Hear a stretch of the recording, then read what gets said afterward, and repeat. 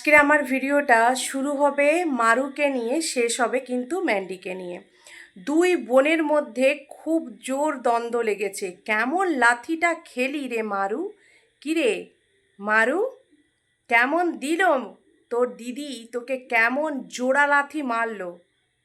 বুঝতে পেরেছিস? এবার বুঝতে পেরেছিস তোর কোন ভুলের জন্য তুই লাথিটা খেয়েছিস?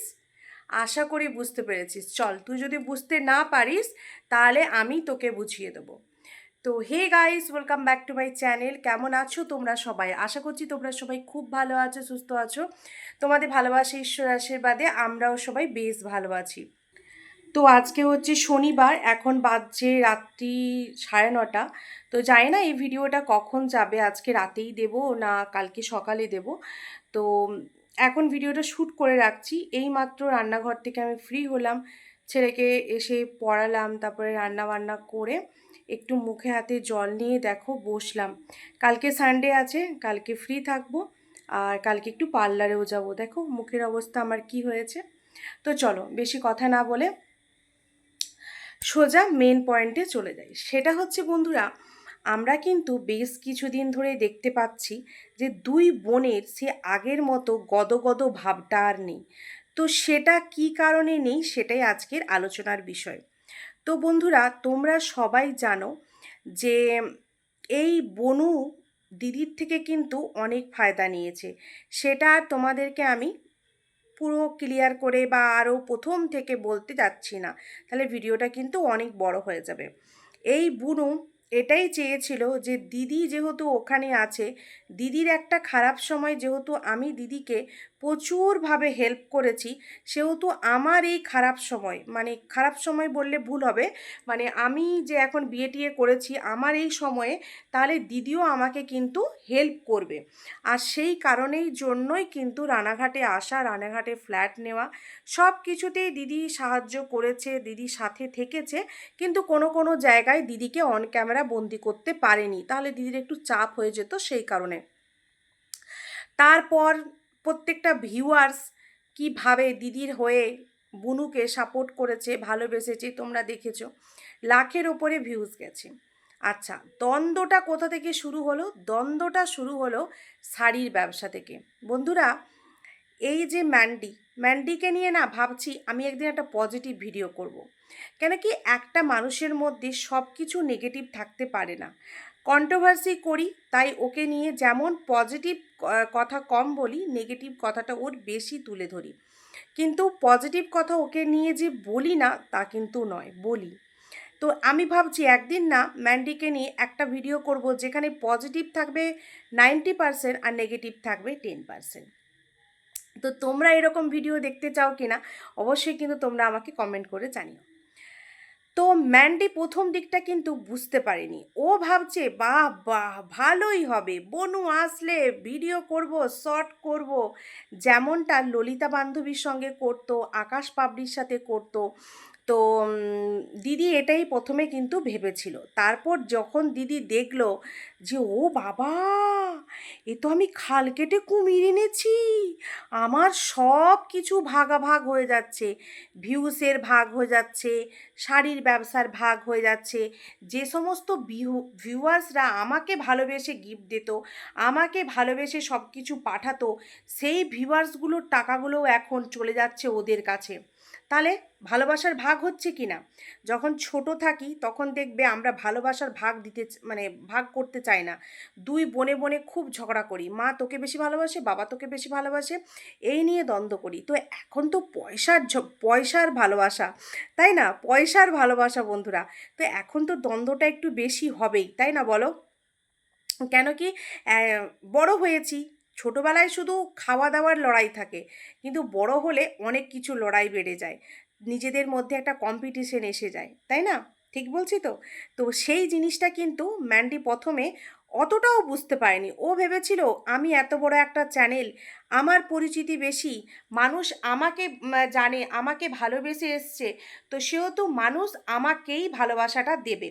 ও হয়তো পাবে, ছিটে ফোঁটা পাবে, কিন্তু এইভাবে মানুষ ওকে ছেড়ে ওর বোনকে দেখতে যাবে এবং লাখের উপরে ভিউজ তার আপ হবে, সেটা কিন্তু ম্যান্ডি প্রথমে বুঝতে পারেনি। তারপর ম্যান্ডির চোখ খুললো যখন হচ্ছে ও শাড়ির বিজনেসটা শুরু করলো। বন্ধুরা, আমরা কন্ট্রোভার্সি করি বলে আমাদেরকে কিন্তু অনেকেই খারাপ বলে, কিন্তু এটা কি তোমরা দেখেছো? কন্ট্রোভার্সি করি বলে কিছু কিছু ব্লগারদেরও আমরা চোখে আঙুল দিয়ে দেখিয়ে দিই যে এটা তোমার পেছনে ও খারাপ করছে। যখন আমার মতো অনেক কন্ট্রোভার্সি ক্রিয়েটার মারুকে নিয়ে ভিডিও করে এবং বলে যে তুই কেন তোর দিদির পেছনটায় লাথি মারছিস, মানে বিজনেসটা করে তুই কেন ওর বিজনেসে, ও যে বিজনেসটা করছে তুই কেন করছিস, তুই তো অন্য কোনো বিজনেস করতে পারিস, তোর বর যে বিজনেসটা করে তুই তো সেই বিজনেসটাই করতে পারিস, কেন তুই তোর দিদির বিজনেসটা ধরলি।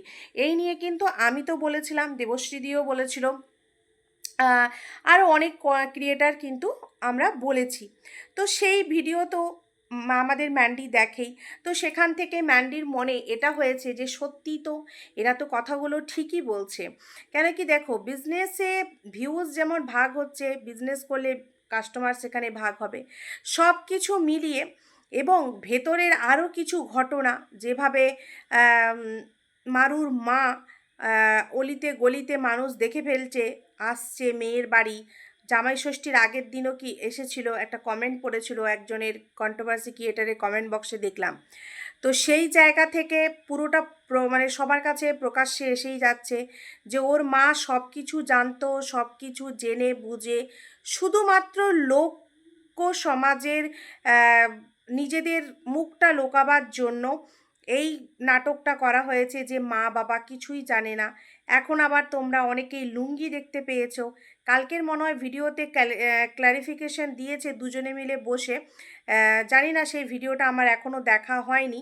তো হয়তো বলবে পম পম মানে নতুন জামাই হাফ প্যান্ট থেকে লুঙ্গিতে এসে গেছে, কি করবে বলো, আগে ইনকাম ছিল, দোকান ছিল, তো বউয়ের ভিউজ হবে তবে তো বউ হাফ প্যান্ট কিনে দেবে, তো সেই জন্য মাঝে সাঝে একটু লুঙ্গিও পরতে হবে, কিছু করার নেই পম ভাই, বউয়ের টাকায় চললে এরকমই হয়, যখন টাকা থাকবে তখন হাফ প্যান্ট, আর যখন থাকবে না তখন গামছা পরেই চালাতে হবে।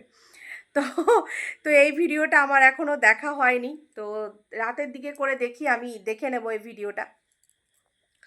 তো মারু যে চালাক, যে ধুরন্ধর মেয়ে, সেটা কিন্তু আমি প্রথমেই বুঝে গেছিলাম যখন ওর ম্যান্ডির সাথে, বা ম্যান্ডি ওদের বাড়ি থেকে ওরকম চুপচাপ নিস্তব্ধে বেরিয়ে চলে এলো একটা ফোন দিয়ে এটে, তখন ওর সঙ্গে ম্যান্ডির এত সম্পর্ক খারাপ হয়েছিল, এত সম্পর্ক খারাপ হয়েছিল, চোখের জলে ভাসিয়ে দিয়েছে, কন্ট্রোভার্সি ক্রিয়েটারদেরকে ফোন করে বলেছে, কিন্তু কোনো দিন ভিডিও করে বা জবাব, একটা ভিডিওতে মা মেয়ে করে জবাব দিয়েছিল টাকা পয়সা নিয়ে, আর যে শোকেসটা কিনেছিল বাদুরিয়াতে গিয়ে সেটা নিয়ে, তাছাড়া কিন্তু ও সেরকমভাবে দেখায়নি, যেটা কিন্তু সোনা দিদিভাই দেখেছে। সোনা দিদিভাই তো একটা নাগিন, ঠিক আছে, আজকে আমি বলতে বাধ্য হচ্ছি, ও যেখানে সুযোগ দেখে ওখানেই ফনা তোলে, আর যদি মনে হয় ফনাতে কাজ হচ্ছে না, ছোবল মারতে হবে, ও মেরে দেয়। আমরা কন্ট্রোভার্সি করি, দেখো কথার প্রসঙ্গে কথা এসে যাচ্ছে তাই বলছি, আমি কে কীরকম করে আমি জানি না, আমি আমারটা বলি, আমি কন্ট্রোভার্সি করি একরকম, আমি এমন কিছু কন্ট্রোভার্সি কাউকে নিয়ে আমার মনে হয় না করেছি এই 3 বছরে, যেই ভিডিও দেখলে মানুষ চোখের জল ফেলবে, বা যেই ভিডিওতে আমি এমন কিছু আক্রোশে তাকে বলে ফেলবো যে সেই ভিডিওটা পরে আমাকে প্রাইভেট করতে হবে, এরকম কোনো দিন কোনো ভিডিও, কেন আমার কাছে আমার মনে হয় যে ওরা ওদের মতো করে কন্টেন্ট করছে, তো কন্ট্রোভার্সিটা তোমরা পছন্দ করছো, তো সেটাও আমার কাছে একটা কন্টেন্ট।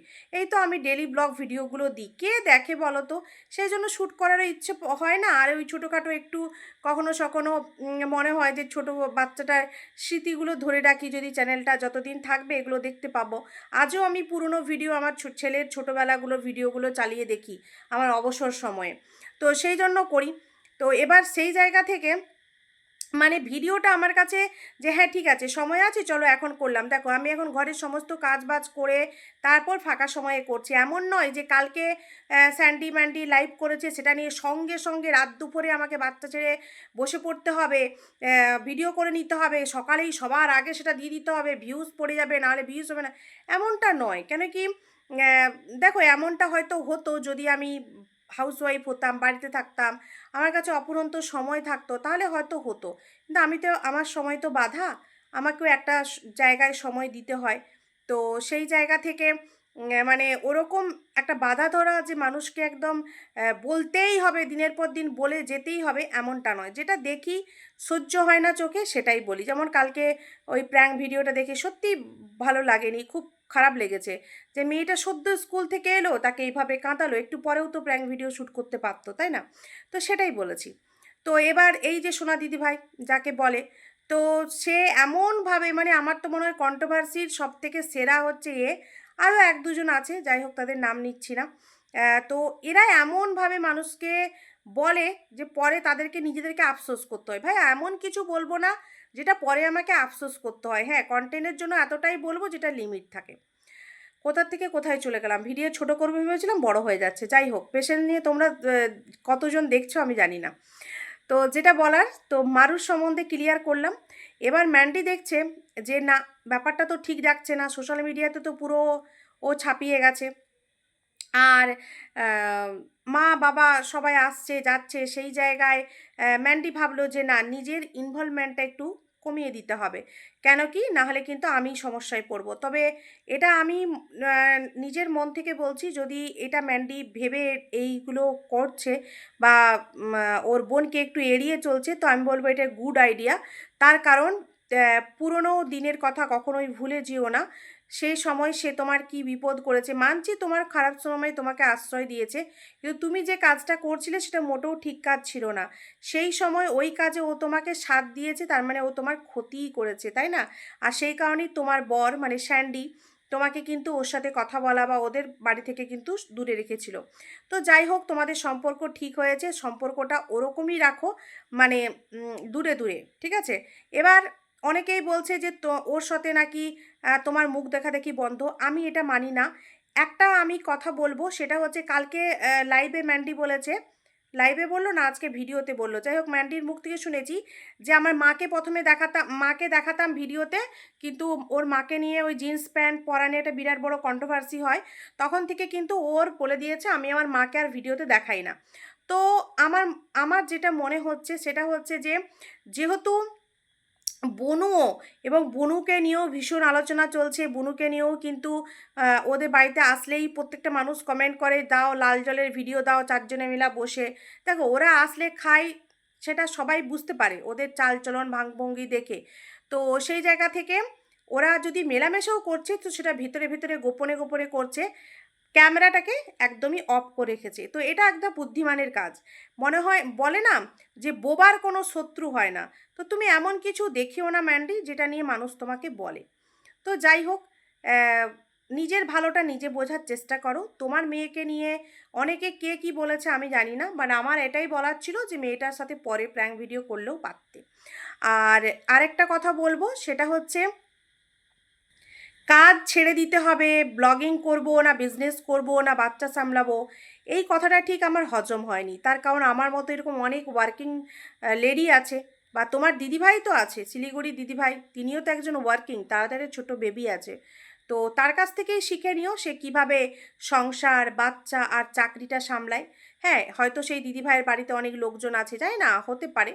তো আমার কথা বলি, আমি আমারটা বলি ছোট্ট করে। আমিও এখানে একা থাকি, বুঝেছো? আমার আমার হাসব্যান্ড, আমি আর আমার পাশেই পিসি বাড়ি থাকে।